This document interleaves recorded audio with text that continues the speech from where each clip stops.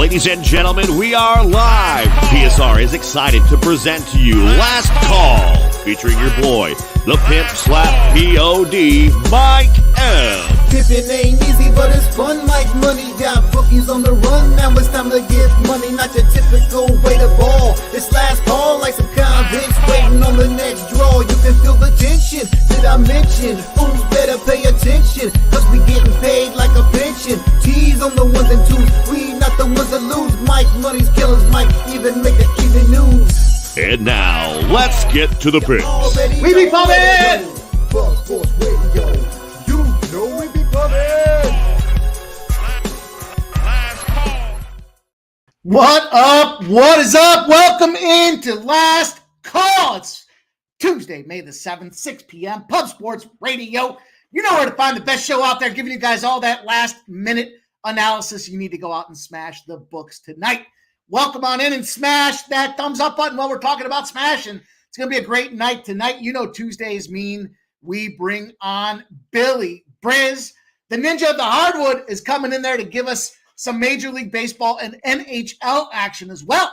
We want to help these guys get out of the lane there. Billy's a multifaceted capper, and we're excited to hear what he has to give us in store tonight. Pretty sizable card. We've got 2 NHL games going on out there. The Rangers going back in action again against the Carolina Hurricanes. And game 1 out in the West, the Dallas Stars and the Colorado Avalanche. Should be a lot of fun to break those games down, give you guys some looks and some analysis on those spots. Plays are already locked and loaded, so it's going to be fun to see what you guys have to say there. Of course, we got the NBA in play as well. The Cavs and the Celtics busting things open here tonight. The Dallas Mavericks and the OKC Thunder busting things open tonight as well.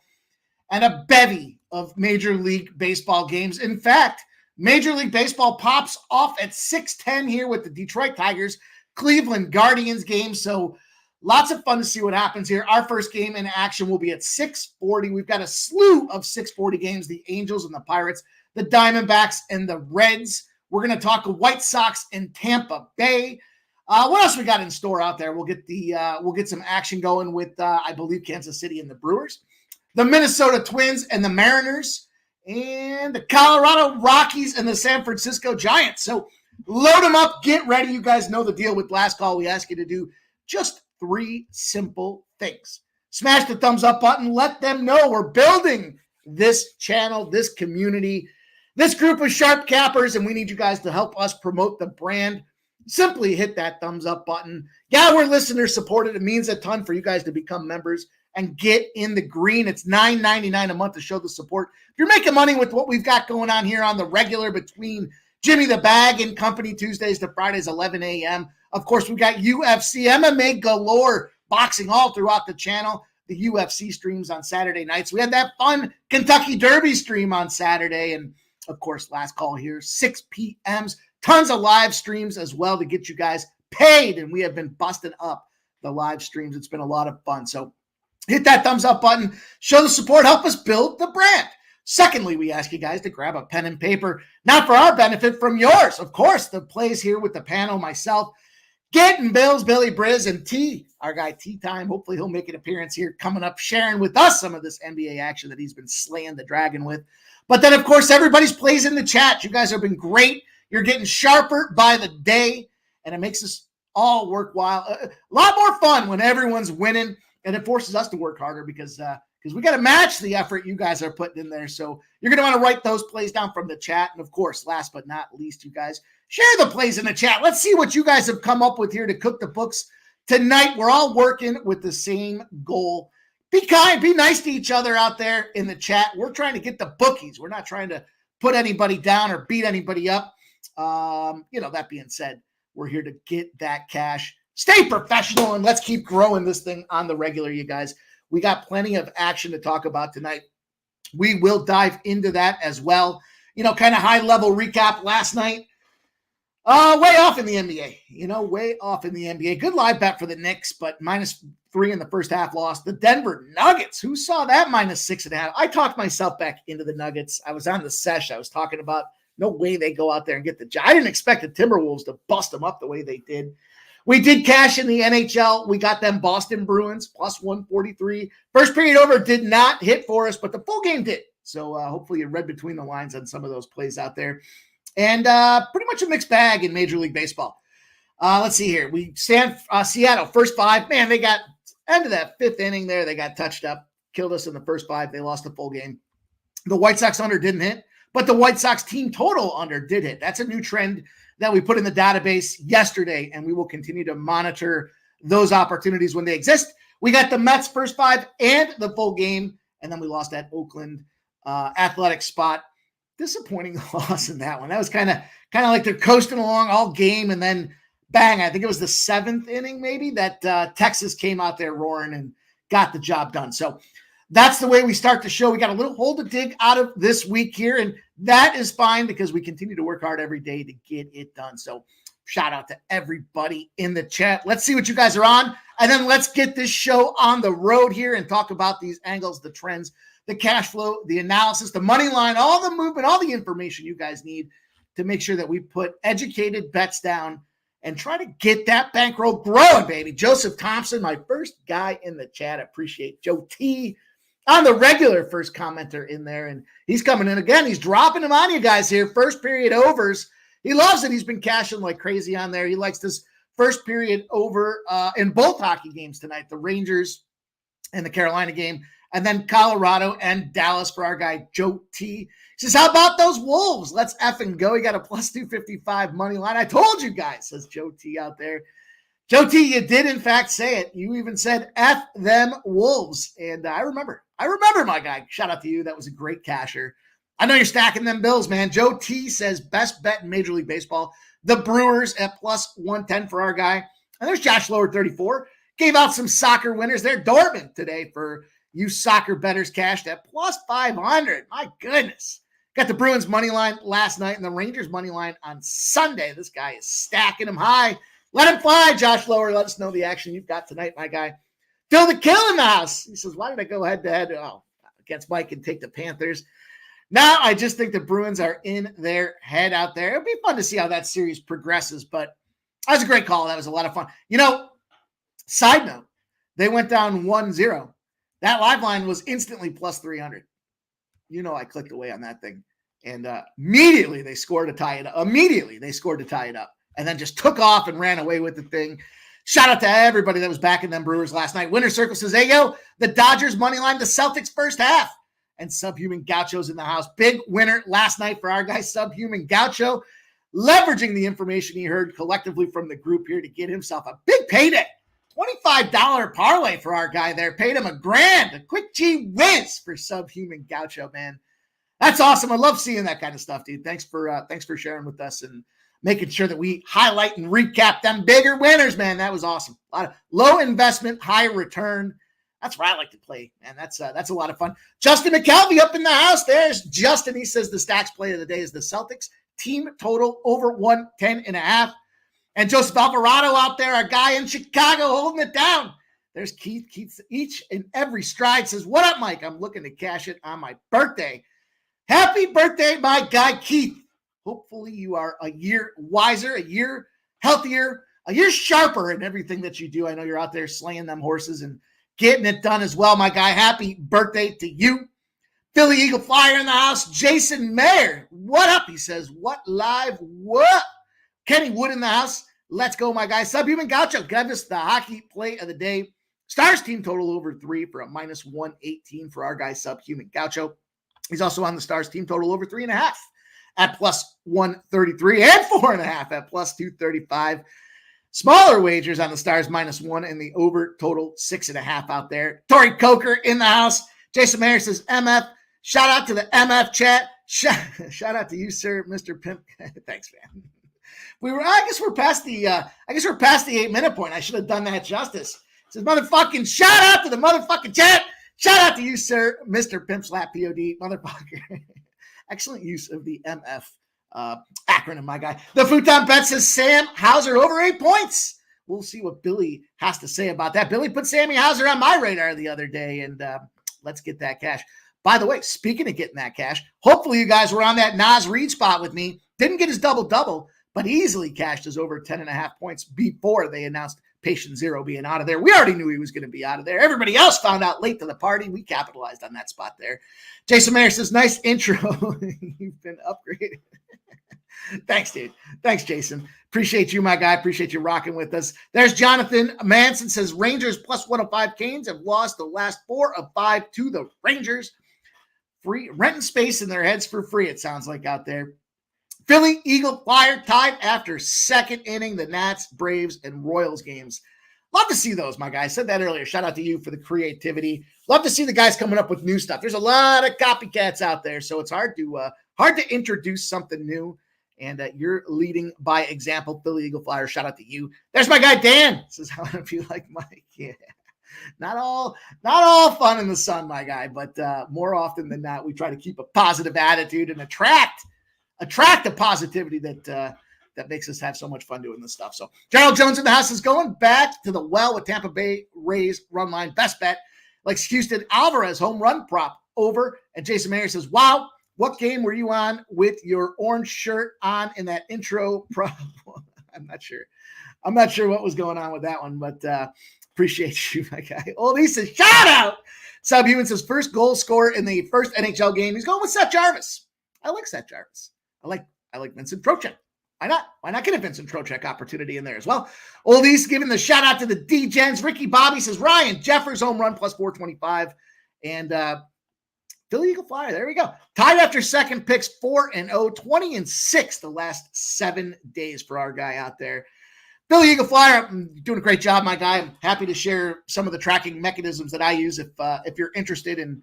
I'm sure you've got your own system, but this thing will help you measure ROI, wins, losses, records, all that kind of fun stuff that goes along with it too. So keep going, keep doing you, my guy.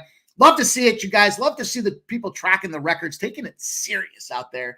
And respect, my guy, Philly Eagle Flyer. There's my guy, AOD. Says, Mike and my brother, we love you. Appreciate that, man. Thank you for the kind words. Juggler 23 in the house. He's got a 5-unit play on the Hurricanes at minus 118. Tory Coker's on the Rangers first period under. Ken Wood's got a Yamamoto to be credited with the win on DraftKings at plus 125 way earlier this morning. Subhuman says, fantastic call on Dortmund. Josh. Yeah, shit, I wish I'd seen that, dude. I'm always down for some soccer action. Yeah. Damn. Congrats again, my guy. Tory Coker says, riding with Jose. Marlins money line and -1. Balls hanging low. Let's go on them Marlins for our guy, Tory Coker. Coin says, what up, Mike and chat?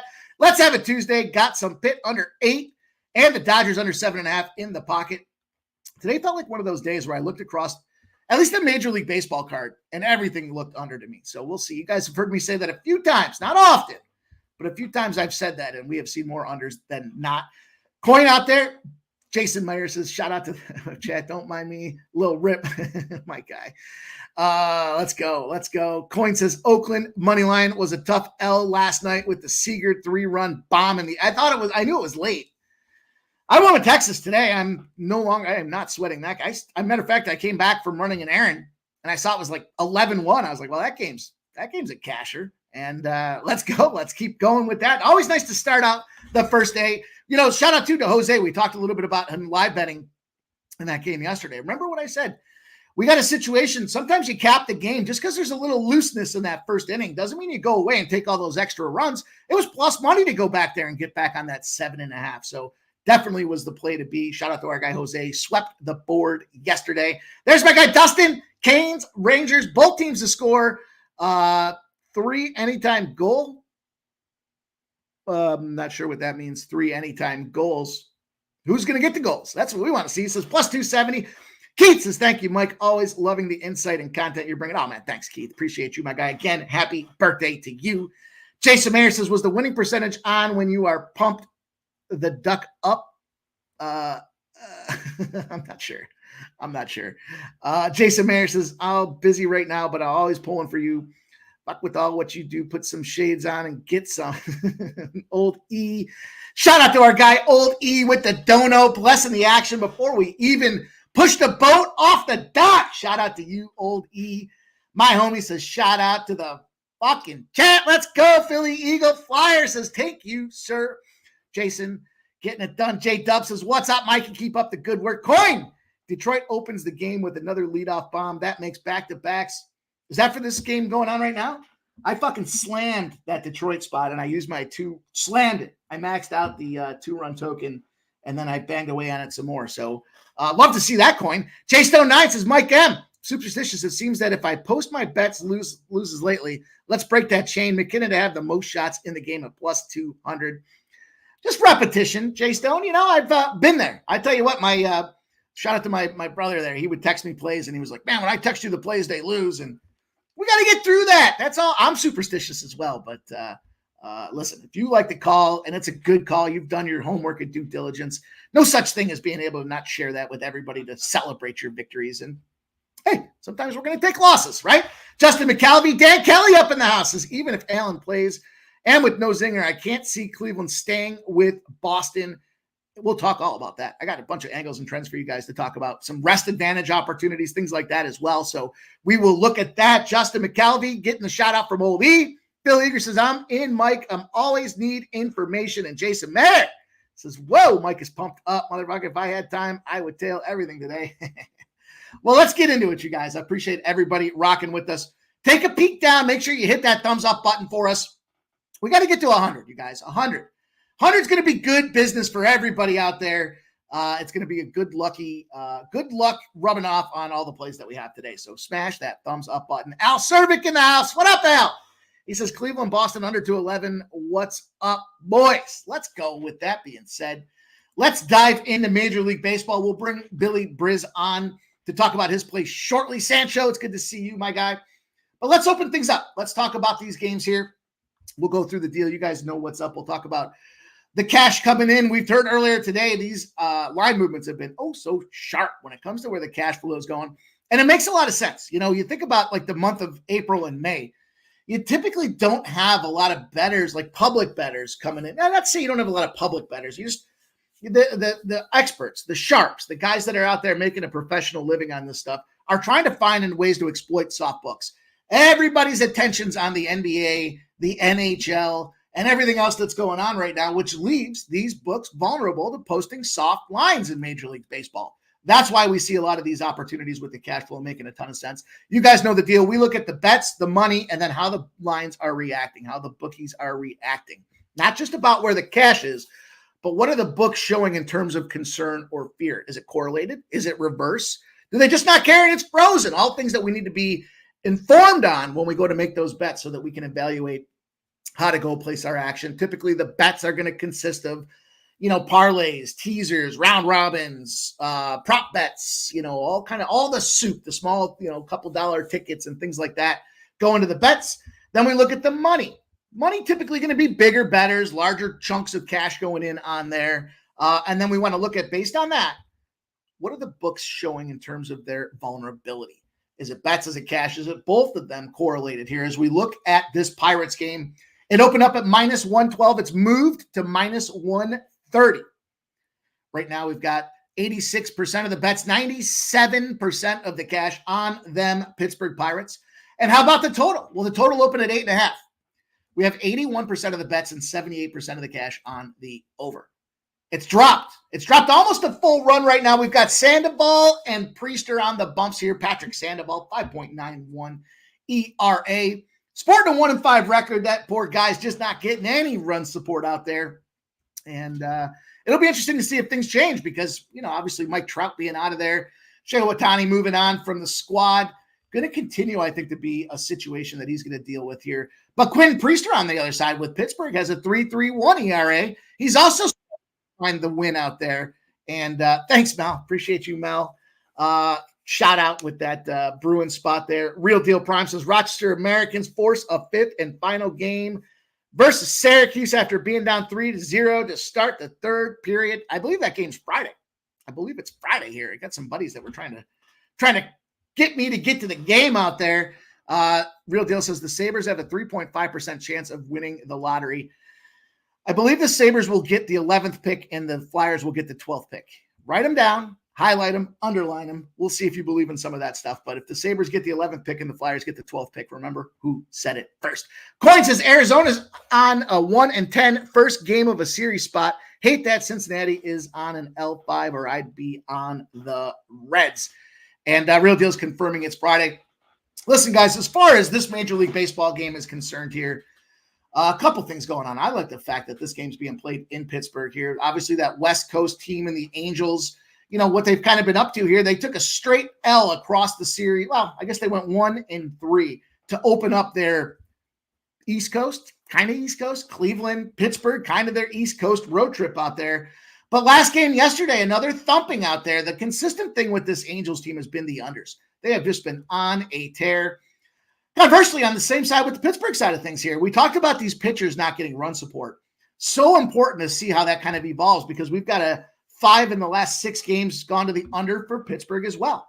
Certainly that line dropping makes a lot of sense when you start to think about how these guys kind of tie it all together. And when I was looking at this Pittsburgh team, let me get my notes here. Got them on the wrong screen. I'm looking all over the place here, but at the end of the day, it's the Angels who have lost their last 8 night games against the National League opponents when they're on the road after a loss. Losing just gets compounded for this Los Angeles Angels team here. I did jump in on Pittsburgh. I like the correlated movement with the total. With the side, the Pittsburgh Pirates side of things. But ultimately, we got a couple things to look at here. The Sandoval spot. When Sandoval's in the dog roll, he's 53-22 over a 75-game sample for Sandoval. We also have the Angels in a dog roll against right-handed pitching. You fade the Angels in those spots. They're 35-87 against a right-handed pitcher out there when the Angels are a dog. So you want to fade away on them boys. Last but not least, the kind of last correlated part to it there. Favorites with strong starters, Quentin Priester does qualify based on his earned run average. The under has gone 58-28 in those spots for me. This was a simple opportunity for me early here. I took advantage of these numbers. And look at this Oakland-Texas game, 15-8 now is what I'm seeing out there. Is Oakland going to make a squeaky comeback out there? Probably not, but we'll keep our eyes on it. We'll keep our eyes on it and see what it does. So I've got the Pittsburgh Pirates. I've got the Pirates rolled in there for my first game of the day on the card. Best number I see now is -130, so it's correlated. Again, we've got the cash coming in. It's that last-minute movement. That happened yesterday with the Oakland Athletics, guys. This is where some of this line movement tells you a big story. The A's went from plus 115 to 118 to 120, and then they kind of held at that 120, but right before the show started, they moved to plus 122. Last bit of movement was not what we wanted to see in this game, though. I think I'm pretty comfortable with what's happening here. In fact, I'm already in on it, like I mentioned there. The Pittsburgh Pirates, to me, -130. Now, I took this in a prop. The prop, I gave it out on Jimmy's show earlier today, or not a prop, but a same-game parlay. Pittsburgh and the under 8.5 to plus 205. So we're buying back up that run where the line opened at 8.5 and it's dropped now considerably to 7.5. So things that we want to be on the lookout for. This fucking mouse is dying again. Seems like I put batteries in the I don't know what's going on with the I must got some shit batteries. That's what that comes down to. You ever buy a pack of batteries and they're just all bad? I think that's exactly what I did here because every time I changing these batteries like twice a week and it just keeps dying. That's not good. That's not good. It's disrupting the flow. That means I got to go back to using my finger to scroll across this fucking pad. Anyhow, I digress. That's going to be how we start this game off out there. Jason Mayer says, oh shit, raise it. Who raise it? And Justin McAlvey says, I tailed this parlay earlier today. Let's get that cash, my guy. Eric Jones says, under spot for both teams. Angels 3-8 to the under in this spot. And Pittsburgh 2-8 to the under spot, also under 7.5 here. Mike, yeah, not mad at anybody that wants to go get after that thing again at this point. I don't like to get it after it's gone down the full run. I kind of let that thing circle or just go and let it breathe a little bit. But because we're in the business here of parlaying, we've got this parlay locked in. It's loaded. We're ready to roll. Marcus McCarthy's on the under as well. And let's move on to game. I think it's just the temperature. I think it's the temperature. I have my office windows open today, and it's a little chilly. Now we're up and running again. So I don't know. We'll see what happens. Game number 2, 6:40 Eastern. Again, that Pirates game was a 6:40 start. Game number 2, 6:40 start. The aforementioned Arizona Diamondbacks Cincinnati Red spot out there. Our guy in the chat was talking about this Diamondbacks first game of a series. I saw that. I very much did see that. This line opened up at -124. It has moved to -125. So there's small movement on this road favorite. 66% of the bet, 77% of the cash on the Diamondbacks.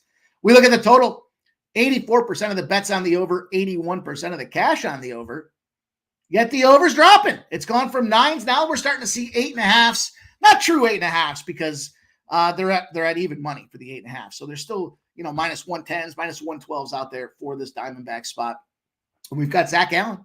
We got Montas on the other side of things. Zach Gallen starts off here with a 3.38 ERA. He's caught himself a 3-2 record. Then we look at Montas, soft toss Montas with the Cincinnati Reds, 4.19 ERA. Not catching himself any favors out there when it comes down to it. Recent performance by these two teams. First and foremost, I look at Gallen. They're clearly showing you that Gallen's the guy here. They're over 5.5 Ks at minus 154. Montas over 3.5 Ks at minus 125. This was a double dipper for me as well. The Reds are struggling right now. I don't know what the hell's going on. They got swept out in that series against Baltimore. They got beat up against the San Diego Padres as well. Their recent stretch in their last two series are struggling right now. On the other side of things, the Diamondbacks, in their own battle, they had the LA Dodgers. Okay. I mean, look, they did beat the Dodgers April 30th, 4-3. Then they got skunked 8-0 before taking on the San Diego Padres. Now, this will be their first game on the road in the starting a series. So in terms of that 1-10 number, speaking to what the Diamondbacks do when they roll out there on the road, definitely a little bit of concern. However, we have a slight rest advantage, and we have a pitching edge to talk about when it comes down to this game here. I jumped in on the Arizona Diamondbacks. I get the first game of a series, but the fact remains rested non-divisional road favorites, when they got the rest advantage, are 262 and 147.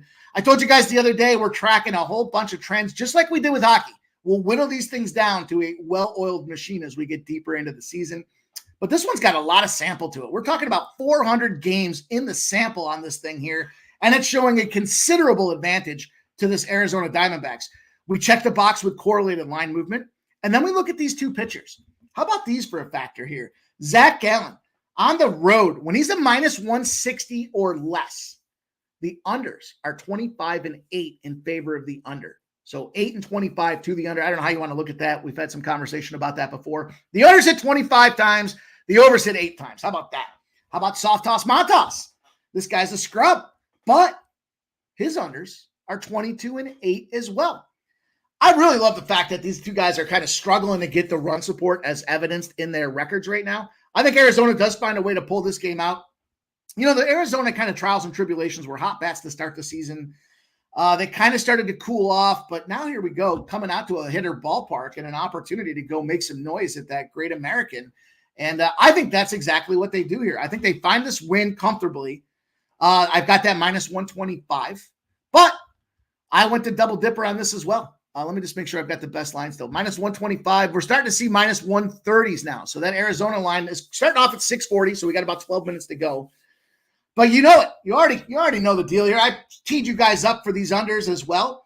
I jumped in here. I've got Arizona minus 125. I took Arizona and the under 9.5 at plus 200 as well.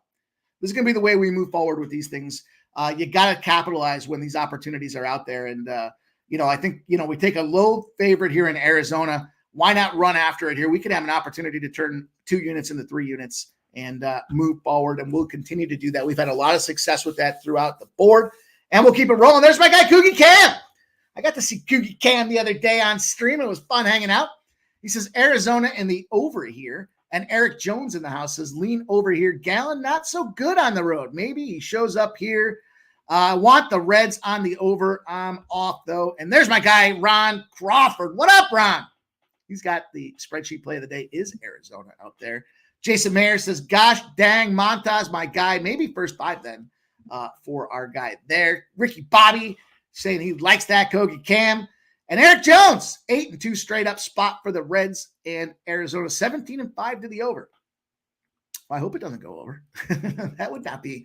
I see what you guys are on here, but you got to respect this line movement, right? We got cash coming in on the over. It's dropping. Why is it dropping? It's dropping because these two pitchers, at least for the first 5, maybe a great way to go and attack this thing here is that 4.5. The 4.5 is minus 105, minus 105, minus 106. And it checks the box here. The best line is not FanDuel for that first 5. So do a little line shopping for everybody that's interested in getting in on that there. Jason Mayer says, thanks, Ron. I'm going to lay off then. Coin says, all right, Mikey, you convinced me, and I'll bite on the under 8.5 out there. Keith says, I'm on Alonso home run day after getting the day off. He's due a plus 360. I love that look. Keith. I'm a big proponent. I thought about that exactly. Knowing that guy was on the day off, why not take a swing? No pun intended. Coin says, found a Cincinnati under 9 at -118 at Bookmaker. Yeah, I think there's a 9 out there at DraftKings as well. It's -122 though, so it does look like Coin has found us the best number. If you're interested on that under, go get it there, Bookmaker. Cookie Cat says, yes, sir, Pimp. Thanks for having me. We got to do it again. Absolutely, my guy. It was fun. And then the cocktails kicked in. I realized it was a long day of betting and drinking and not eating. So that's not a good recipe. I'm a 42-year-old man. I should know better than doing that. Al Cervix says, Cabs beat Celts in the 3 matchups this year. Yeah, that's an interesting number out there. Subhuman says, still a -125 available at Rivers for the Diamondbacks. And Al Cervix says, Cavs. Yeah, I got you. I knew who you were talking about. Fernando Mendoza, what up? He says, I smashed the over 21.5 in the Rangers game and it cashed. Jesus, that's a hell of a, that's a great job. News coming in that Jarrett Allen is officially out for this game for that Boston spot there. We will talk about that momentarily. Let's roll on, you guys. Let's move forward here. We've got, I'll tell you this. I didn't play this game. The Toronto Blue Jays, a big spot for the Toronto Blue Jays here. I'll tell you this. Teams that are longer than a -135. When we look at the longer, that just means the number's less. Longer means less in this case. Just the way the database works out. Less than is greater than. It takes a little while to figure it out. But teams that are longer than -135 are 16-0 straight up when they're going against a lefty on a team they lost to in the last meeting, as long as that starter had a quality start. Starter with a quality start, a revenge spot versus a lefty on a short line, 16-0. 2 teams affected that number today. The Toronto Blue Jays being one of them. There's correlated line movement here. Everybody's pumping in on these Bills. 86% of the bets, 98% of the cash. The line moved from -132 to -113. That is reverse line movement and then some. Toronto Blue Jays in that 16-0 spot. The other team that's in that spot, the Detroit Tigers. For what it's worth, again, we're talking about a lot of these trends and systems that are out there for you guys, and we will continue to monitor them. But wanted to share it with you. It's not something I'm involved with there, and it's got no. Those are my teams: the AL East and the NL East, the Toronto and the Phillies. So no bias for me there. Skipping away on those things, I'm just not going to get involved there. Berrios, to me, when Berrios is in a -120 to a +120 spot, he's 3-18. It's not a good spot for Berrios. Now, does that mean the rest of the lineup can't figure it out and get it done? Yeah, maybe it does. But it's no play for me. 6:50 p.m. I do have a play coming up here. This White Sox and Tampa Bay game. Tons of cash coming in on this Tampa Bay side of things here. Line open at -260. It's all the way up. You see a 280 out there. 93% of the bets and 98% of the cash on them Tampa Bay Rays.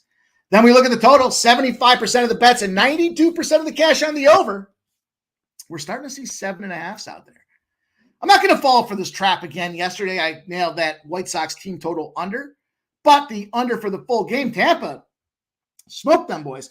The only recourse I have around that thing is to say that I did take a live bet on 11.5. So I was able to cash that. I think the final score was 8-2. This is a tricky one here. We've got Zach Eflin.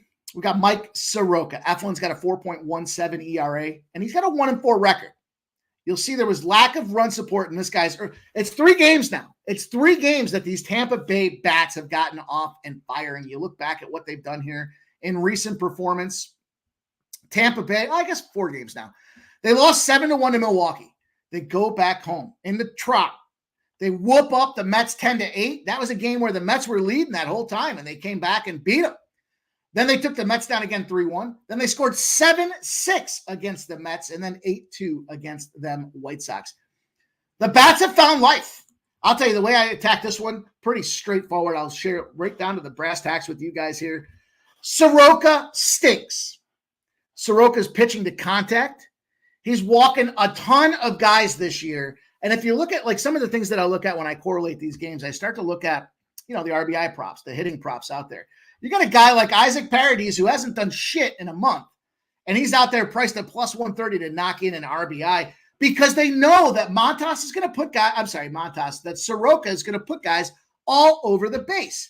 Just not a recipe you want to be involved with. I'm not laying juice. I'm not even trying to get cute with any of that shit. I just know that when it comes down to a guy that pitches to contact and you got bats that are alive, That's a bad recipe here. He's posting a 3.38 OBA and a 12.2% walk rate out there. Everything's telling me that Tampa Bay is going to put some runs on the board here, but I want to isolate it. I want to isolate and take advantage of Soroka with his 6.48 ERA. I know that, I guess I'm running the challenge here that Soroka comes out here and pitches a gem. The numbers in the advanced analytics show that's not happening here. I'm taking this team total over. First 5, team total over for Tampa, over 2.5. Everything fits perfectly for me in this spot here. Again, just getting crushed. The guys putting guys on base. We got hitters, prop prices way down, like they're going to go out there and smash. And I think it's Soroka that's going to get smashed. The guy's just he doesn't have it anymore. He's lost it. This White Sox team at 8-27. What I like most about that play is it doesn't make a shit of a difference what anybody else does. Just give me 3 runs. And if we get them in that first and second inning before they go to the second time through the order, then I'm all good for it. Koki Cam says the Tigers tie it up. Shit, I was hoping to get the 2-run up early process out there, but Justin McKelvey says, yeah, it was 2-1. Huh. Well, that's not what we want to see. Let's go. Troy Torrance in the house. What up, my guy? Troy got the cash cow out there, it looks like, for our guy, Troy Torrance. I believe the cash cow in this case would be Tampa Bay. If I'm not mistaken, Troy. I'm not trying to read between the lines or put words in your mouth, but it sounds like the -1.5 at -120 is a spot that my guy Troy wants to be invested in, potentially. Confirm or deny, Troy, or don't. You don't have to. It's a free country. Let's move on. Keep it moving down the line for you guys here. I do have one more late ad that I jumped in on here. I had to take advantage of it here. I'm going to the under in this Atlanta Braves Boston Red Sox game. I've been getting a lot of numbers coming across the dashboard as of late surrounding this thing here. And it just has to do with this Braves. And, the Braves are in an 11-0 spot to the under. The Red Sox are in an 8-0 spot to the under. We've got correlated line movement. 79% of the bets, 76% of the cash on the over 9. Yet the line has dropped to 8.5. I love this Atlanta spot at -1.5 as well. I was looking at some of these numbers that kind of go behind it for you guys. Strong favorites off a bad game versus starter off a win. Pretty straightforward. Strong favorite, check. We got the Atlanta Braves sitting here at -184. Bad game. They just took that loss. Their starter against Boston's coming off a win. We know that the Boston Red Sox have been red hot in those first 5s, but we got ourselves a nice little edge. It's a 38-0 edge. How about that for nice little edge out there? I do like this Atlanta -1.5 plus 116, but ultimately the way that I chose to attack this one is, I mentioned the under. I'm not mad at anybody that just wants to take the under. I'm not mad at anybody that just wants to take the -1.5. I'm going to thread the needle on this game. I'm going to the Atlanta -1.5, the under 8.5. It's plus 310. Atlanta -1.5. Atlanta under 8.5 plus 310 out there for anybody that's interested in tailing. I'm leveraging an 11-0 and an 8-0 under trend. I'm leveraging a 38-0 run line trend out there, and it's going to give me a plus 310 opportunity. So that will be another ad for the show in baseball. Baseball has been cooking for me, so I'm not going to put this shit on the cutting room floor. I'm going to give you guys everything I got coming out there to try to get this cash, and we will meet there at the finish line. I got 2 games left, and we'll bring on our guy, Billy Briz, to talk about his look here in that Seattle-Minnesota game. Kind of like we talked about just recently with this Tampa Bay matchup and isolating the pitchers. Sorry, Joe T. I didn't go full game, though. You can have your full game. But I'm looking at 7:40 p.m. Eastern. I got the Milwaukee Brewers and the Kansas City Royals. We've got line movement here. -130 down to -129. So we do have, well, I don't know if you want to call it reverse, but it's reverse, I guess. 75% of the bets, 90% of the cash on the Kansas City Royals. The total's moving on up. It's gone from 8.5 to 9. We got 50-50 split between the over and the under, both on bets and cash. But the way that I chose to attack this one was Kansas City in the first 5. Let me just take a look at these numbers from a pricing perspective. It's Lugo and Rhea. I want to fade the shit out of Rhea. I talked a little bit about this with our guy Sharpie earlier today. This guy's just leaking. He's leaking all over the place out there. You kind of look on the surface and you see like, all right, the Milwaukee Bats can certainly go out there and make some headway, but Rhea has just been struggling and then some right now. You look at what he's doing out there. Lugo, first of all, with a lefty lineup, is playing phenomenal right now. He's holding them down to a .238 on-base average, OBA out there for Lugo. And Rhea just as I mentioned, he's leaking runs. This is a guy that's got sitting there right now. And you look at his ERA, it's 2.67. That is misleading and then some. This was strictly a lefties righty situation for me, trying to exploit a guy that's on the struggle bus. And we have this again, the numbers don't show it. This is one of those you got to kind of dig below the surface to kind of see what's going on out there. And does he get through the order one time? I think so. But this Kansas City team is resilient. Milwaukee was flying. They were firing off there. They were, putting up a shit ton of runs, beating up everybody. But they've fallen on hard times. 6-5 loss to the Chicago Cubs May 4th. 5-0 loss on May 5th. They got shut out, and then they followed that back up. They were leading that Kansas City team, who found a little fire at the end to pick up a 3-2 win. The unders have been prevailing, so we do see that, again, kind of correlates to this Milwaukee Bats kind of struggling right now. I just think this matchup favors a Kansas City Royals team in the first 5 at the very least here. 3-2 win, not giving up. The Texas Rangers. Texas Rangers came back to life. So I think this was a situation where it's kind of like, what do they say? Steel sharpens steel. And I think that's the case here. That Texas Rangers team, Kansas City beat them 7-1. And then like the light switch goes off and Texas Rangers bats got life to them. And you see that again today with Oakland. They shut down that Oakland streak yesterday. They come back out there again today and they put the bat to the ass and smashed them. Then you go out there and you got this Kansas City team. How does that relate? Because Kansas City's down to that Milwaukee team and they come back and they fight. I love this pitching matchup. I love this opportunity to take Lugo over Rhea. Now, Joe T, you can have your first 5 or your full game. Just give me this first 5 here. I see it's up to -135 right now. I'll bite on it. I'm still biting. I'm fine with that -135. That's around the range where I'm going to tap out on that thing. But last but not least, and we got to keep this thing moving because we got games about to pop off. Let's talk about this last game for me on the card in Major League Baseball. 8:40 p.m. The San Francisco Giants rolling into Coors. Coors Field should be electric tonight. And we got some reverse movement again. 80% of the bets and 96% of the cash on the San Francisco Giants. What has the line done? It's gone from -172 to -160. Everybody's betting on the Giants. No chance the Rockies win this game. And yet the line is now moving towards them Rockies. We got a total that's pretty frozen right now. Started at 10.5. We got 53% of the bets on the over, 55% of the cash on the over. We got zero movement out there. And you look at this thing with Dakota Hudson, 5.93 ERA. He's got an 0-5 record. Not good to say the least. Just run support, run support, run support. That's all that means when it comes to these starting pitchers. They're kind of a bullshit stat. It should almost be, they almost shouldn't keep wins, losses for starting pitchers, unless you're Chicago's pitcher there, who's just been on fire 6-0 now. On the other side of things, we got Kyle Harrison with a 3.79 ERA. I'll pick up the pace here so we can get our guy in here. And short, sweet, and to the point for me. I'm jumping in on these Rockies. It's now +138. That 140 is gone. But we got the Rockies at home versus lefties. They're 64-49. We got the dog with rest advantage opportunity with this Colorado Rockies team. As simple as it gets. You're the dog, you got rest advantage. You're 67-42 as well. And that's good enough for me to jump in and take a swing with this Colorado Rockies team. This number's come way down. You could still get the +1.5. It's like -115, but I think conditions are favorable right now. Go back to recent performance. Everybody does a little different. They can start looking at and overanalyzing these pitchers. I want the full game in this one. I want the benefit of Ryan McMahon having 4 at-bats to drive players in there for this Colorado Rockies team. 1 and 2 off that stretch against Pittsburgh. They struggled against Miami as well, but now they're coming back home. And we got a Giants team. Teams have traditionally seemed to struggle their first game coming into Coors. So now you got the rest advantage, the lefty advantage. Nice. There we go. Real-time reaction. Obviously, Detroit's gone up 2 runs. Obviously, they went up 2 runs.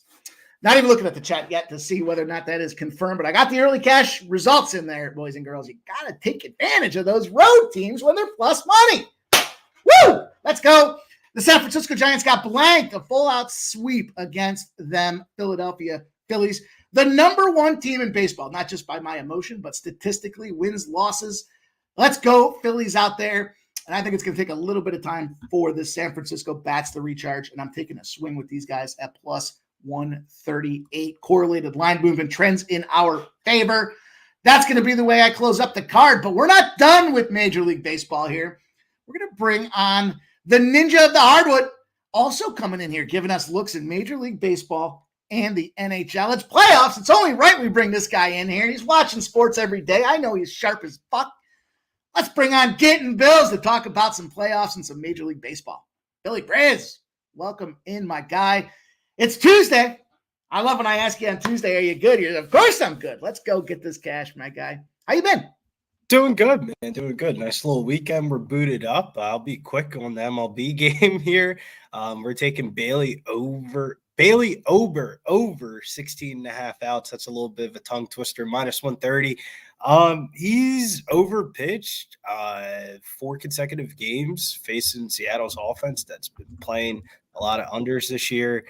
Their offense has struck out the most in the major league while also averaging the least amount of hits. So they basically get on base mostly through walks. So Ober's gone 6+ innings, starting 84 pitches or fewer in 3 out of his last 4 starts. Twins bullpen slightly fatigued from playing 4 consecutive days. We're going with Bailey over 16 and a half outs, minus 130. I like it. I thought this was a good Minnesota spot, too. So I like that you're kind of connected on that there. He's been a guy that's been shown that could leak some runs. This line opened up at minus 146. It's moved to minus 150, 7:40 p.m. Eastern, 85% of the bets, 96% of the cash on the Minnesota Twins. Correlated movement. We've been seeing that is just sharp as a tack right now. And then we've got a total that's in flux. Started at 8. There's some 8.5s. There's some 7.5s out there. And, we're looking at this thing, 52% of the bets, 48% of the cash on the over. I like the way you're isolating that one. I like going to an Uber, whatever, at over 16 and a half outs for our guy, Billy Briz. Kind of makes sense, too. You think about this Seattle lineup here. They were firing. They kind of got neutralized, though. They played that big series there against Houston, picked up their wins there against that divisional foe, and now their first game into Minnesota, they just couldn't get traction. They couldn't get it going. And they ended up taking an L that first game 3-1. So why not have Uber come out there and deliver the over in 16 and a half outs? I like it. Let's go, Billy. You ready to talk some NHL? Yeah, let's talk some NHL here. We are rolling. We've been fortunate. We've been fortunate with the NHL this season. It's been the cash cow for me, but it gets a little more dicey when we get to the playoffs here. And speaking of dicey, this Rangers and Hurricanes game, I'll tell you, the story of that first game was fucking undisciplined play galore. There were penalties. I should have looked up the exact number of penalties. It was disgusting. We got Frederik Andersen starting in goal, confirmed goaltender. This guy, man, almost cheating the system. We talked about the Vegas Golden Knights and how Vegas had, the long-term injury reserve with Stone. They were able to cheat the salary cap. Well, Frederik Andersen, man, this guy's fresh as a daisy. 13-2 record, 1.84 goals against average. Did get blasted his last game. 4 goals on 23 shots. Obviously, they struggled out there. Everybody was on this Carolina team. They're so good. They're the favorites. They brought on guys like Jake Gunsel. Now, I fall into I'm guilty. I like Jake Gunsel. I thought that was a good spot. But he has been cold as well. And on the other side of things, the Rangers just keep trugging along, Billy. They're chugging down the tracks right now. And interestingly enough, we do have a little bit of, I don't want to say reverse move. It's hard to say. This line's kind of moved. Sometimes we look at these money line spots here. The Carolina Hurricanes went from minus 121 down to minus 120. The Rangers went from plus 101 to plus 107. 69% of the bets and 68% of the cash on the over. Yet the line's juicing to the under 5.5, Billy. I believe this was one of the games that you had some insight on. Talk to us about how you want to get paid in this game. Call me a square. Call me what you want. I'm just trying to go to the window and cash it. We're taking the under 5.5 goals here, minus 130 at ESPN bet. For the game, the last game was just basically a dead fucking under, and then a flurry of goals from the Hurricane in the beginning of the third period. And that game was literally destined for an under. The game one went over expected goals and over the total. I like the under here tonight. Both teams terrific on penalty kills. 4 out of the last 6 meetings head-to-head have gone under 5 goals. So We just need this to be a little 3-1 finish, 3-2 finish, and swipe our hands away from a hockey game. I like to look. I mean, that last game was over because of penalties. That first period, they had to have 12 penalties in that first period. It's like every time you look, they were down a man. Somebody was down a man, and it was both sides they were playing 4-on-4 hockey as well. Just kind of showed to me that it was kind of the nerves playing a part with being in the second round. Their stakes are high. You know, these guys they're human. They make a sloppy, they spin to catch a puck. They're just not as crisp coming off that quick rest break going into the second round. You accidentally trip a guy, you're down a man, and they scored. Shout out to the Rangers for being able to capitalize on those opportunities early. You're right, though. Both teams have tremendous penalty kills. They all of them at this point with their special teams are right there. It's a matter of which one fires first. I love that under because I thought when I looked at this game, the first thing I thought was, well, they can clean that shit up. I mean, those sloppy penalties. You got two of the best goaltenders in the NHL between Shesterkin and Frederik Andersen. First game for those guys as well. Opening jitters, trying to get the angles down when they're standing in net. But you're not doing them any favors when you're out there getting penalties like crazy. It's just stupid. And,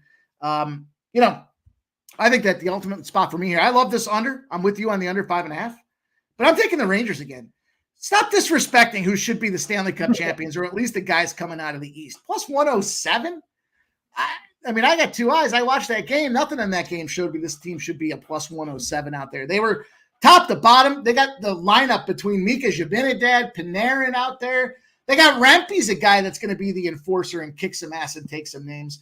I do like Seth Jarvis. Shout out. I know our guys had talked about that in the chat, that this guy's a guy that could go out there and score, but the scoring finds scoring. What I mean by that is the New York Rangers specifically, when they're in a game that they scored 3 or more goals the previous time out, they're 38-17 in those spots. And, last but not least, this series has been an underdog series. The dog has won 9 times in a row between the Hurricanes and the Rangers. Too much opportunity. Clean those penalties up. I think the better even strength team, albeit early here, to me is this New York Rangers team. So plus dog spot for me. I'm on these Rangers. Respect anybody that thinks Carolina gets the job done. But there's Untouchable Jay. That's the other way I was looking at that game, my guy. New York Rangers in the under 5.5 is plus 270. Juggler 23 says 5-on-5. The Rangers are a very ordinary team, but they've got that spectacular goaltending, and they're on their home ice. So I think there's a lot to be said for that. Juggler 23 says the Rangers play the best hockey they can, yet only one. That's not true, Juggler 23. That's not true. They kicked the shit out of that team from start to finish. That third period, they were parking the bus trying not to lose. And what happens, it's when you play prevent defense. The other team racks up a shit ton of yards, and the scoreboard doesn't look the same as what the reality of the game happened out there. They own them boys from top to bottom. That thing wasn't close until the end of that game because of the fact that they were parking the bus. Plus, it's a real deal. The even up in hockey is the most prevalent penalty to be called. You get a penalty, we call one on the other team. The refs don't want to be the guys to change the influence of the game. So it was just a matter of time to try to even up the stats and get some more penalties on the Rangers out there. But we will see how that plays out. We got more action to get to and not a lot of time to do it. So let's move on to this next game. And then we'll move into the NBA. Excited to hear Billy break it down for us. Colorado Avalanche, Dallas Stars, the start of game number 1, series number 2. Colorado Avalanche, the Dallas Stars. Many projected the Dallas Stars to be the Stanley Cup champions out there. And I say that without myself being included. But another spot for me where, look, Dallas likes to, this is just how these teams play. I will say this, the rest advantage factor does not work well for the NHL.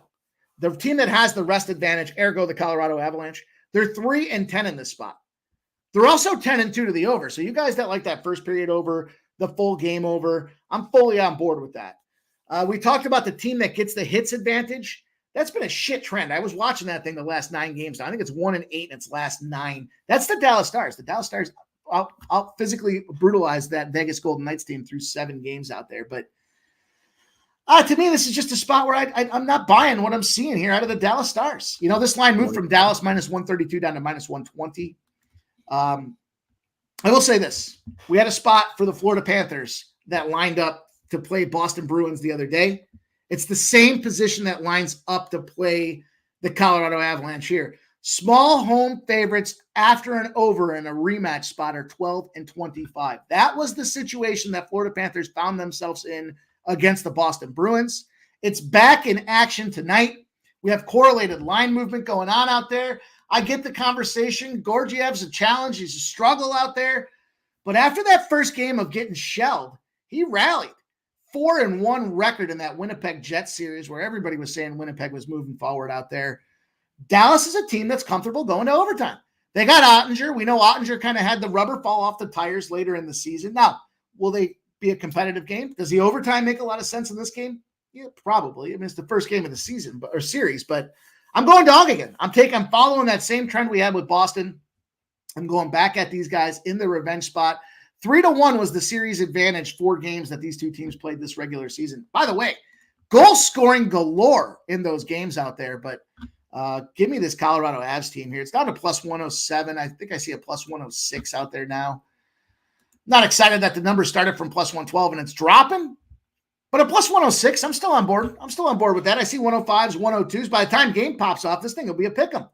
Take advantage. Well, you can. I love this Colorado Avalanche team. High scoring against a team that's going to hope that Ottinger has his shit together and that they can find a way to score enough. Everyone was talking Robertson goals and Wyatt Johnston goals. He finally came through in Game 7, but some of those guys have been on the struggle bus themselves. And we've seen that the home ice advantage isn't what it used to be for the Dallas Stars. I can't believe Vegas lost. I don't know how many times a team wins the first 2 games on road ice and then ends up losing a series in 7. But Dallas Stars, the only team to beat the Vegas Golden Knights twice in the playoffs. I think this is a good Colorado Avalanche spot. We'll start this series off going dog hunting. 2 dogs here for the NHL. Let's keep it rolling, Billy. Down to just about a 10-minute spot before the first NBA game pops off, if I'm not mistaken here. The Cavs and the Celtics. Let's get to it. Let's lace up the high tops, and let's talk about this Cavaliers-Celtics game here. Jared Allen is officially out for this game. We've got a total that opened at 208.5, has moved on up to 212s with 89% of the bets and 90% of the cash on the over.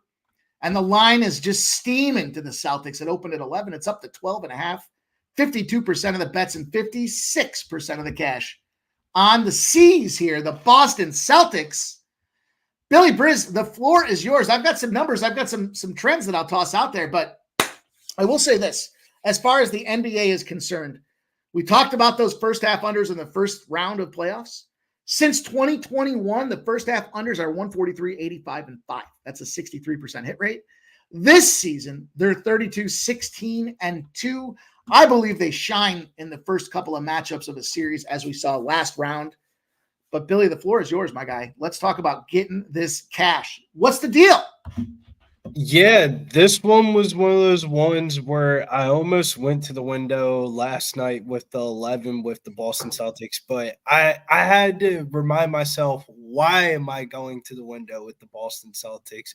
It's because I don't believe in Cleveland. So I ended up betting Cleveland team total under 99.5 at minus 118. We're hopping back on the bandwagon for this one, taking the team total under here. In the last 2 seasons during the playoff, Cleveland has gone over 100 points 3 out of 12 games. In the last series versus the Magic, they had a minus 24.9 net rating on the road, worse in the playoffs, 0-3 straight up. And ATS now less than 48 hours later, coming off of Game 7, 5th arena, coming into a new series, banged up, and historically a hard spot for these teams to win. Since 1988, teams coming off of Game 7 win or 33 and 55 straight up in Game 1. So Jared Allen out. I'm not high on JB Bickerstaff either. 2-10 ATS as a playoff underdog. 1-11 straight up, 1-8 ATS on the road, 0-9 straight up. So this tells me a Celtic smash spot. Cleveland under 99.5 team total under. These boys just don't hit 100. I don't know what it is.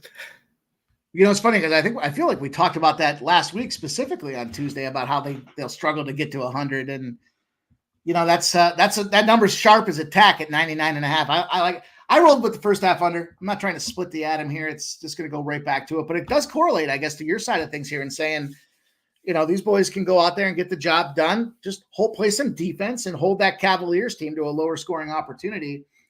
I came across a bunch of numbers that kind of were a mixed bag for me. And when I say that, I mean, I was looking at this one. When the games had gone over the previous timeout, right? When these two teams have played, the last time they played, it was an over. Your game one in the playoffs is a big favorite. The under is 17-31 to the under. 31 unders, 17 overs. The margin, there's a 31-18 spot to the favorite. So the favorite's definitely the one that's coming out there on top of this one. But the points are just getting carried away from me here. The average that we're seeing in those spots, they're winning by around 11. 10.8 is the exact number out there. There's just not enough cushion in a spot like that to get me jacked up about it. I found that to be a struggle. One of the things that I wanted to bring up, because I was texting Jimmy about this earlier, he had asked during his show earlier today, he said, what happens when a team has the week's rest advantage, when they're coming in there with a significant amount of rest advantage? When they go into the second round and the team's got 7 or more days off, 22-9 straight up, 20-11 against the spread. But again, the average line is 5. They're covering by 3, which means it's around an 8. It's just an interesting spot where you would think that 7 or more days rest advantage makes an impact, at least on one side or the other. It doesn't. It's actually the favorite. The team with more rest is coming in there and kicking ass and taking names. But that may or may not apply to this game. It's just more to me a matter of saying, let me take this under. I like these guys to go. These numbers are low. First half unders have been low. Surprise, surprise. I'm going to do the same thing again in the next game that we'll talk about here as well. But I think this could be a good game. Can Mobley and squad get the job done? Yeah, I don't think so. Last ad for me, though, in the player prop section here was Peyton Pritchard over 12.5 points, rebounds, and assists. This one's also at ESPN Bet and Bet365. Pritchard's minutes have just been trending up, 18-plus minutes during the Miami series, 27 minutes without Porzingis in that blowout game. In a game where I think Boston has the potential to blow out the Cavs, I think he's going to be one of the main beneficiaries. He's played better at home, going over his PRA, and 80% of the home wins, 76% in wins by 10-plus points or more. He's been finding ways to contribute in his minutes, and this prop opened up. His point prop opened up at 6.5, went up to 7.5. He's gone over 2.5 rebounds in 8 out of his last 10 home games, and each of his last 4 matchups versus Cleveland, he's gone over his PRA. So a little Peyton Pritchard action off the bench. How about your guy? How about Hauser? Is there any Hauser love tonight? 6.5 points is even money right now. Is that is there? I just don't know if this is the. I got to see it in this series. The series against the Heat was a little bit better. This one, they're gonna probably have to put a little bit of size out there. I wouldn't be surprised if you see more like Luke Cornett and Hauser splitting minutes. Interesting look there. I love the Pritchard spot there. I was on him.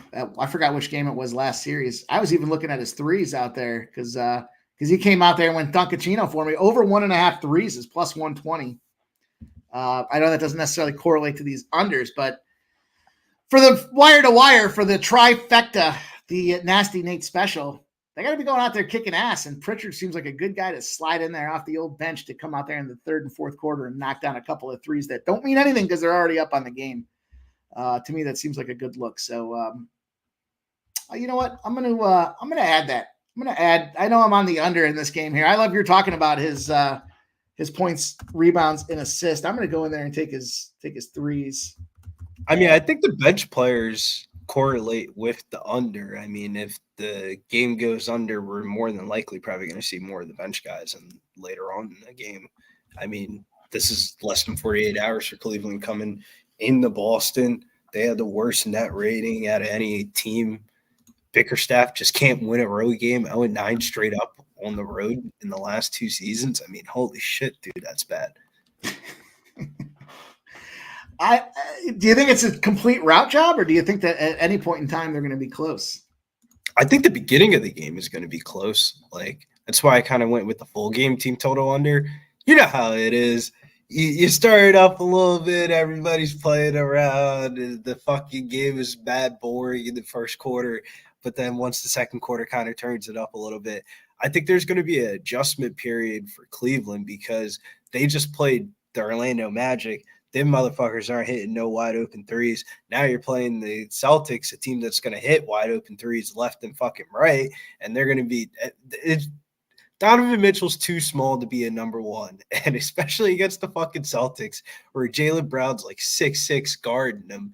I just don't see it for him. Like, and if he's not scoring 30-plus points, Cleveland's getting blown out in these games. Darius Garland looked like dog shit in Game 7. Lil Domo's lighting it up here as well. He's got the Boston first half on the Cavs first half team total under. Like that. Nasty Nate's got the Celtics second quarter in his pocket. And Justin McCalvey, the stacks play of the day is the Boston team total over 110.5. Little Domo's got the Hauser 10 points in the win at plus 320. There's a way to stack it together. 10 points in the win at plus 320 for Hauser. Will be crazy, man. We got Hauser's points at 10 plus at plus 400 last fucking Thursday. Books are catching on. And is that our guy? Oh, is that T or is that you that dropped that in there? Cleveland team total under 99.5 and Pritchard points, rebounds, and assists. I was trying to help that dude out that was going to the window, Jason Meyer. Gotcha. Let's roll on, you guys. Let's talk about this next one. 9:30 p.m. Eastern. We'll get you guys all dialed in for this last game. It's a big one, this Dallas Mavericks and the OKC Thunder. What we saw about that Thunder was they kind of got slapped in the mouth a little that first game. And then they came out and kicked the shit out of got out there and advanced out nicely. Dallas Mavericks certainly handled business as well. This line opened at 3.5, 51% of the bets, 59% of the cash on the OKC Thunder. Late movement has shown some -4s now. This thing sat at 3.5 all day long. We're now seeing some 4s. We also have the over on a run right now. 91% of the bets and 92% of the cash. It opened at 214.5. It's sitting at 218.5. So big movement to the over. And then just for kind of gigs here, we got the money line open at -148. It's down to -167 for the OKC Thunder. 79% of the bet, 67% of the cash. And I'll tell you, the storyline there whooped up on them Pelicans that OKC Thunder team did. Now, on the other side of things here, tough series for the Mavericks against them Clippers. Go ahead, talk to us. No, they had no Zion. That was a nice little feel good story for them to go in the first round. But I mean, for me, it was really hard to take a crack at this game spread wise because fading OKC Thunder at home is pretty wild, man. 35-8 straight up, 28-15 ATS at home this season. The Mavericks are coming off the series against the Clippers where their defense was really the point of emphasis. They held the Clippers just to 100 points per game throughout that series. OKC, they were getting so efficient looks versus the Pelicans. Their pace of play was just completely different from the regular season that they had. I think we're going to see them revert back to their regular season pace of play. They ranked 5th in the NBA in offensive tempo. The Mavericks have been a more defensive team, but their small ball lineups are kind of playing into the style of how OKC already likes to play. It's hard to really gauge the regular season meetings between these two teams. In the first meeting, OKC won 126-120, but Kyrie was out for that game for Dallas. In the third meeting, OKC won 126-119, but Luka was out for that game. And then the second meeting, it was the day after the trade deadline, and it was Gafford's and Washington's first games of the season for Dallas. So there wasn't really too much to take away from the regular season, but I think there's going to be some adjustment periods for both teams. I mean, OKC's style of play isn't going to change. Dallas is going to be in an up-tempo environment. Unlike the Clippers, who are one of the oldest teams in the league, I think Dallas's defensive numbers are due to regress, and both teams are going to be shooting a lot of threes and getting out in transition. I'm on the over 218.5 here for this one. Full game. Full game. You gonna shit on my first half under? No, I think just the way that these two teams lined up, both teams top 5 in the NBA of three-pointers made and given up. Dallas's defensive numbers have been absolutely astronomical throughout the last month. That number is probably due to regress. The way OKC is going to get up and down, I could definitely see Dallas getting into a running gun type of thing. They don't have Maxi Kleber, so they're going to have to go with smaller lineups. Tim Hardaway Jr. is back. So I think that both teams going with the smaller lineups, I mean, shit, man, this is going to be a pretty fast-paced game in my opinion. Yeah, that's not sitting well. But I will say I will say the kind of what I was thinking about the series, tell me what you think about this here, right? But we saw that they got smacked in the mouth that first game against this is OKC. They got smacked in the mouth that first game. They came back and got the job done, and then they never looked back. Obviously, no Zion, big opportunity, big advantage. How much effort or energy did they have to expend? I thought it built confidence. But we all know this OKC team's got one of the youngest rosters assembled. In fact, I think they're the youngest roster assembled when it comes to, the postseason this year. And I think that's where the experience becomes potentially their liability. Not this first game. I think they can come in here at home, fired up, ready to roll. And at 3.5, I like them to sneak these guys here. We've got a couple of numbers I'll talk about in a second, but I think where things start to separate is we get to the third and fourth games of this series here. I kind of put the momentum or the onus on Dallas to go out there and take these guys here. And I know a lot of people like OKC to win. I just feel like the inexperience and the youth in the lineup to me is something that they can go out there. They can expend a lot of emotional energy going out there winning early. I know a lot of guys were talking about how they were celebrating that last game like they had already won the championship. And look, that was just their emotional outlet for a bunch of young guys that were tested and advanced and are enjoying the game of basketball, which frankly is fucking refreshing to see because half these guys just don't look like they give a shit out there, especially when they start getting down in the third quarter. So I like that from a team chemistry momentum perspective early, but it'll be interesting to see how it plays a part as they move forward. I will say from OKC, after they've covered back-to-back spreads, they're 50-13 that next game against the spread. So interesting number about that as I kind of thought about it was, here's a team where the books, when they start covering spreads in multiple instances, the books start to kind of put a tax on it. They start to juice it up a little bit. We're almost reversing that by starting a new series against Dallas, where it's like the books don't exactly know how it's going to turn out. But the fact that they're 50-13 in a spot where they should have a progressive number, where the number's gotten bigger, and now we get a smaller number, I feel that's great. You got a rested situation where you're playing your opponent in the division. You're 32-8 when you've got the rest advantage. And when you have the rest advantage after the first round, you're 17-7 in the NBA playoffs out there. I like the rested team to come out there and bust these boys up, at least this first game. And of course, from a series perspective, I thought it was a little bit disrespectful. Historically, you usually see like a number one seed being priced a little bit more on the series prices, but I think there's a little bit of value, man, in the Oklahoma City Thunder. I feel like, I hate to say it, but I feel like America really hasn't really watched the Oklahoma City Thunder. They don't really know how nice Jalen Williams and Chet Holmgren have really been playing this year with SGA. And if Dallas gets in, I think where Dallas fucks up tonight is they're going to run and gun with this team. If they start running and gunning, they're going to learn real fucking quick. They're going to get ran off the floor. Yeah. And you know what I think about this too, if they do get run off the floor and OKC gets moving and this spreads, we could see some nice value when we get to that third and fourth game of the series because they're going to switch courts, but they're still going to put that tax back on the team that's winning.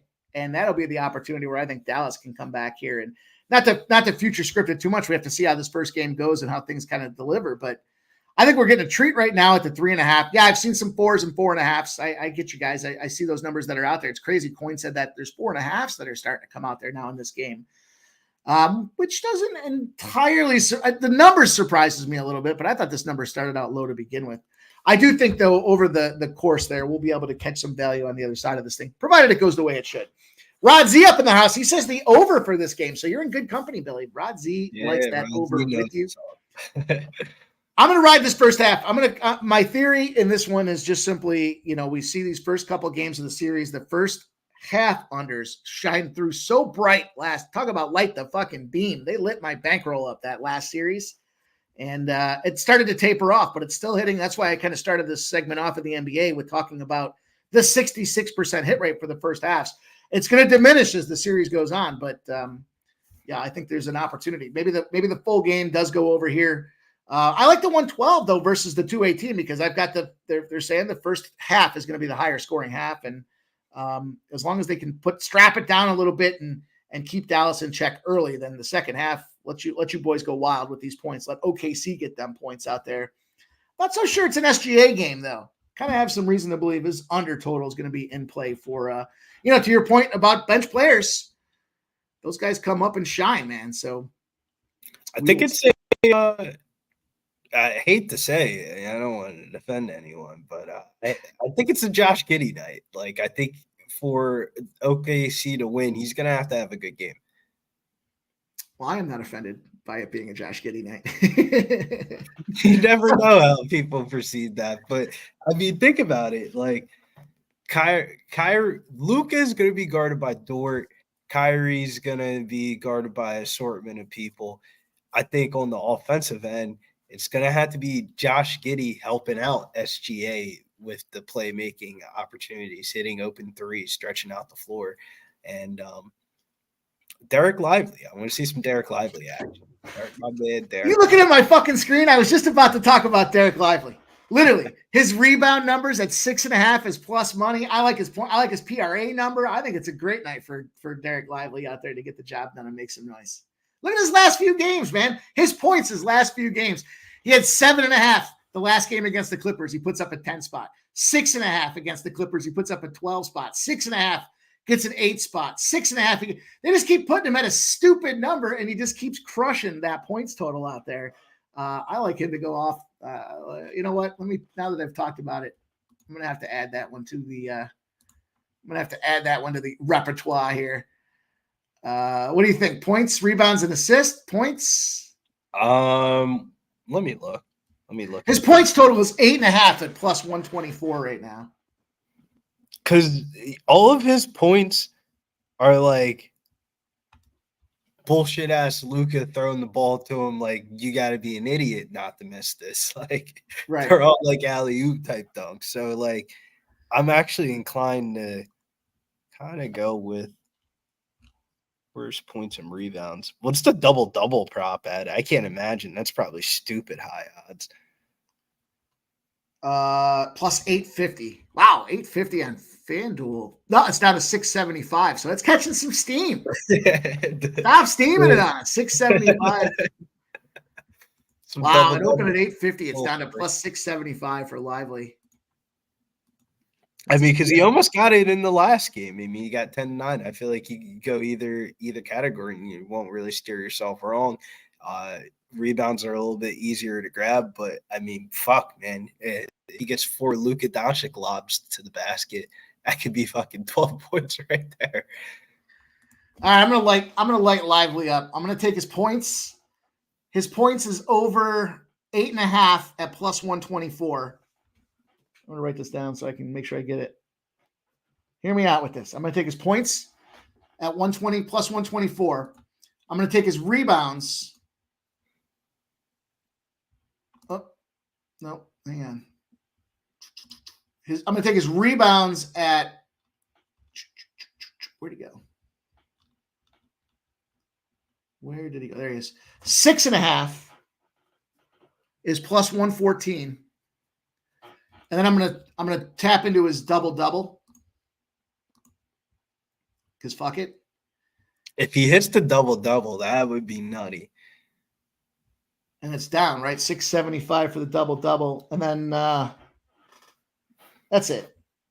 That's it. And my thought process there, both I can still cash 2 of those bets and get plus money with the shot for the home run if he ends up with like a 9 and a 7, right? If that would suck, but that would be my luck when I play these fucking guys with their double-double. So game 2 against the Clippers, he had 7 and 9. The next game he had 13 and 2, 8 and 6, 12 and 7, 10 and 9. So he's right there. He's sniffing the edges of this thing here. When I was looking at Lively, I see 14.5 for his points and rebounds. I mean, 14.5, that's a half a point under the 8.5 and the 6.5 out there for this guy. But that's a minus 115 spot. So I thought originally about adding that in there, just the 14.5. If he goes off on points and doesn't get the rebounds, then at least I'm going to be cool with that. But I'm going to take a little reach for it. I'm going to take a reach for that double-double. 675. Seeing the steam coming in on it too. Who was the guy that got steamed last night that I took? Double-double. Who was the guy that got steamed? Who got the double-double last? Fuck, I can't think of it offhand. I'll tell you exactly who it was. This fucking guy. I was looking at him earlier. It was plus 280. He got steamed down to 190. And I was like, damn. And I took him. I was just, by the time I clicked it to the time it went through. Carl Anthony Towns, double-double was. Oh, yeah. The Rudy Gobert being out, the fucking bookie fake out. yanked them all the way down on me and put me in a shit position on it. So I like it. I think it's going to be great. I like that move. I think that's a great move to get after it. And let's see what we do with that thing, Billy. It's going to be fun to see how the night rides out there. You guys were just in the lab with us, kind of comparing notes, talking about some players and how we decide to arrive to a potential ticket for that thing. So I'm going to jump on his points plus 8.5 plus 124, rebounds plus 6.5 plus 114, and then plus 675 for his double. Billy, that's going to do it for us, my guy. Excited to see how we do tonight. I see we got your Uber with the over 16.5 outs. We got your Rangers under 5.5, and we're ready to lock and load in the NBA, my guy. What's cooking in the world of Billy Briss? Nothing too much, man. UFC St. Louis this weekend. So make sure you follow me over on X at getting_bills_ and over on Instagram at Billy Briz DFS. And we're going to make some money this weekend, man. We got a nice little assortment of fights. Price tags aren't really too juiced. It's not a pay-per-view weekend, so we're going to have some fun. We'll always enjoy having you. And thank you for coming in and talking some baseball and some NHL as well. I want to get you in the game, my guy, and I'm excited. I love that we're aligned on that Ranger spot. Kind of saw it the same way, too, and I like that Uber spot, too. So shout out to you, my guy. I know we're going to have a lot more going on in the near future, and I can't wait for it. Appreciate you always coming in, rocking, being prepared and ready to fire on Tuesdays, our winningest NBA capper here in Last Call. And you earned it, my guy. You've been doing a great job for us. And I know on behalf of the chat, I say thank you for getting it done. Let's get to the window and get that cash, Billy Briz. Hell yeah. Shouts to you, Mike. Shouts to my guy, T, behind on the 1s and 2s. Shouts to everybody in the chat. Let's go make some cash tonight. Celtics are getting their not ass busted, but man, they can't get a fucking stop. 21. I'm so ready to watch some games, you guys. Shout out JP Taylor, Leonard Porsche, Matty Ice in the house, Jason Mayer, Swig Bets.